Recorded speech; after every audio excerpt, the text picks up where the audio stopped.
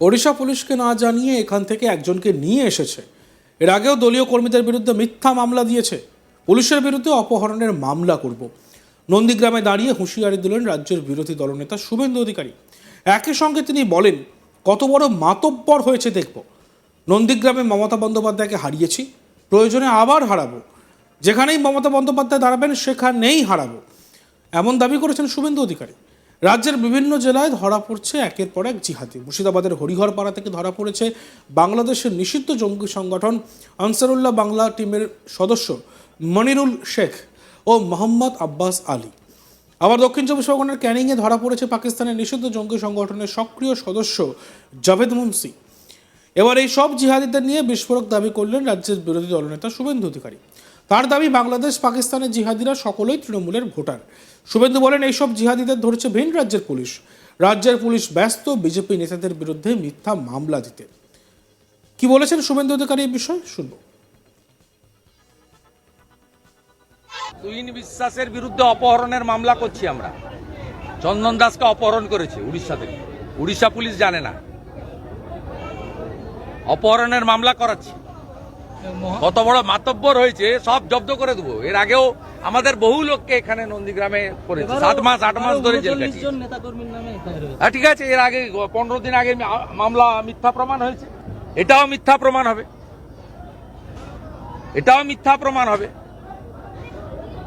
মমতা ব্যানার্জি এখানে হেরেছেন, ভবিষ্যতে আবার হারবেন।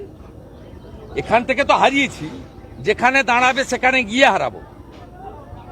তাই প্রতিহিংসার বশবর্তী হয়ে হিন্দু নেতাদের পুলিশকে ব্যবহার করে এই জিনিস করছে। বাংলাদেশের জঙ্গিরা তৃণমূলের ভোটার, পাকিস্তানের জঙ্গিও ভোটার। জাভেদ মুন্সি সে বিস্ফোরক বানায়, ও সব ধরেছে বাইরের পুলিশ। আসাম পুলিশ ধরেছে এদের, কাশ্মীর পুলিশ ধরেছে এদের। পুলিশ ব্যস্ত বিজেপি নেতাদের নামে মিথ্যা মামলা করে। আগামী 30শে ডিসেম্বর সোমবার সন্দেশখালী যাচ্ছেন রাজ্যের মুখ্যমন্ত্রী মমতা বন্দ্যোপাধ্যায়। প্রসঙ্গত, লোকসভা ভোটের আগেই সন্দেশখালী নিয়ে কার্যত উত্তাল হয়েছিল রাজ্য রাজনীতি। সেবার প্রশ্ন উঠেছিল, মুখ্যমন্ত্রী কেন একবারও সন্দেশখালীতে গেলেন না। কিন্তু এবার মুখ্যমন্ত্রী সন্দেশখালী যাওয়ার ঘোষণায় প্রশ্ন উঠছে, 2026-এর বিধানসভা ভোটকে সামনে রেখে কি সন্দেশখালী যাচ্ছেন মমতা? এ নিয়ে এবার মুখ খুললেন রাজ্যের বিরোধী দলনেতা শুভেন্দু অধিকারী। কলকাতার সল্ট লেকে দলীয় কার্যালয়ের বাইরে সাংবাদিক বৈঠকে শুভেন্দু বলেন, মুখ্যমন্ত্রী সন্দেশখালীতে গিয়ে কিচ্ছুই করতে পারবেন না, কারণ সেখানে হিন্দু পরিবার, জনজাতি পরিবারগুলির অ্যাকাউন্টে 1 কোটি করে টাকা দিলেও সন্দেশখালীর কোনো হিন্দু, বিশেষ করে তপশিলি জনজাতির প্রতিনিধিরা, তারা যারা মানুষরা আছেন, তারা মুখ্যমন্ত্রীকে ভোট দেবেন না। অভাব রয়েছে বলে হয়তো টাকাটা নিয়ে নিতে পারেন, সরকারি টাকা। তবে বসিরহাটের লোকসভা ভোট নিয়ে যে মামলা হাইকোর্টে চলছে, তার ফলে আগামী দিনের একাপাত্রে সাংসদ হওয়া শুধু সময়ের অপেক্ষা বলেও মন্তব্য করেন তিনি। পাশাপাশি তিনি আরও জানান, মুখ্যমন্ত্রী সভা করার পরদিনই তিনি সন্দেশখালী যাবেন। শুভেন্দুর মতে সন্দেশখালীতে 7,000 ভোটে জিতেছে বিজেপি। বসিরহাটে 60% সংখ্যালঘু ভোটার, আর বেশ কয়েকটি জায়গায় হিন্দুদের ভোট দিতে দেওয়া হয়নি। কি বলেছেন শুভেন্দু অধিকারী এই বিষয়ে শুনব।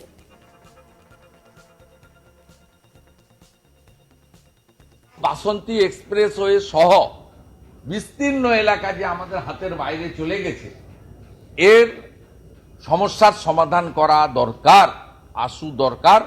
এই বাংলার জনগণকে ঐক্যবদ্ধ হতে আবেদন করব। তৃণমূলের পায়ের তলার মাটি নরম হচ্ছে বলে কি মুখ্যমন্ত্রী সন্দেশখালী যাচ্ছেন? কোনো লাভ হইব না। গত লোকসভা নির্বাচনে সন্দেশখালী থেকে আমরা 7,000 ভোটে লিড নিয়েছি। যে সন্দেশখালী থেকে 21-এর নির্বাচনে সুকুমার মাহাতো 70,000 ভোটে জিতেছিলেন, সেই সন্দেশখালী থেকে ভারতীয় জনতা পার্টি 7,000 লিড নিয়েছে। বসিরহাট আসন আমরা জিততে পারিনি, তার কারণ মুসলমান ভোট সেখানে প্রায় 60%-এর কাছাকাছি বসিরহাট লোকসভায়,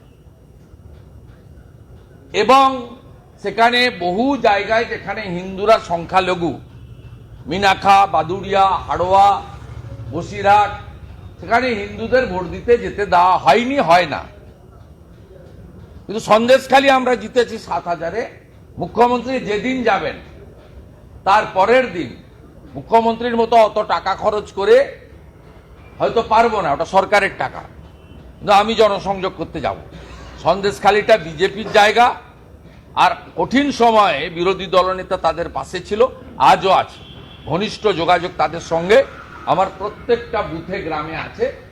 সন্দেশখালী মমতা ব্যানার্জির কোনো লাভ হবে না আপনি যদি সেখানকার হিন্দু পরিবারগুলোকে, জনজাতি পরিবারগুলোকে 1 কোটি টাকা করে দেন, অভাব আছে নিয়ে নিতে পারে, সরকারি টাকা আপনি অ্যাকাউন্ট ট্রান্সফার করে দিতে পারেন। আপনি শুনে রাখুন মমতা ব্যানার্জি, সন্দেশখালীর কোন হিন্দু, বিশেষ করে তফসিলিরা এবং জনজাতিরা, তারা আপনাকে ভোট দেবে না। বাসন্তী এক্সপ্রেসওয়ে সহ বিস্তীর্ণ এলাকা যে আমাদের হাতের বাইরে চলে গেছে, এর সমস্যার সমাধান করা দরকার, দরকার এই বাংলার জনগণকে। প্রসঙ্গত লোকসভা ভোটের আগে রেখা পাত্রের সন্দেশখালী যখন দফায় দফায় উত্তপ্ত হয়েছিল এবং বিক্ষোভের মুখে পড়তে দেখা গিয়েছিল তৃণমূল নেতাদের, বা যখন দফায় দফায় মহিলারা থানা ঘেরাও করেছিলেন, তখন সেখানকার অনেকেই প্রশ্ন করেছিলেন মমতা ব্যানার্জি কবে আসবেন। শেখ শাহজাহান গ্রেপ্তারির পরেও উঠেছিল একের পর এক অভিযোগ তৃণমূলের বিরুদ্ধে। রেখা পাত্রের গড়ে তাহলে মুখ্যমন্ত্রী কবে যাবেন, এই প্রশ্নের মুখেই এলো বড় প্ল্যানিংয়ের কথা। সন্দেশখালী যাচ্ছেন অবশেষে মমতা ব্যানার্জি।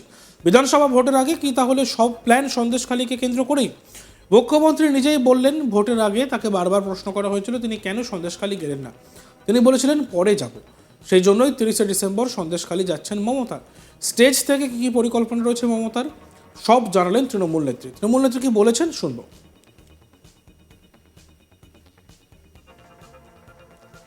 এই বছরের 30শে ডিসেম্বর আমি বেলা 1টায় আমি আমি এতে যাব, সন্দেশখালীতে একটা পাবলিক ডিস্ট্রিবিউশনের প্রোগ্রাম নিয়েছি। কারণ ইলেকশনের আগে আমাকে অনেকে জিজ্ঞেস করেছিল, দিদি আপনি সন্দেশখালী গেলেন না, আমি বলেছিলাম আমি যাব, পরে যাব। সুতরাং সেই জন্যই আগামী 30 তারিখ বেলা 1টায় আমার অফিসিয়াল প্রোগ্রাম সন্দেশখালীতে থাকবে।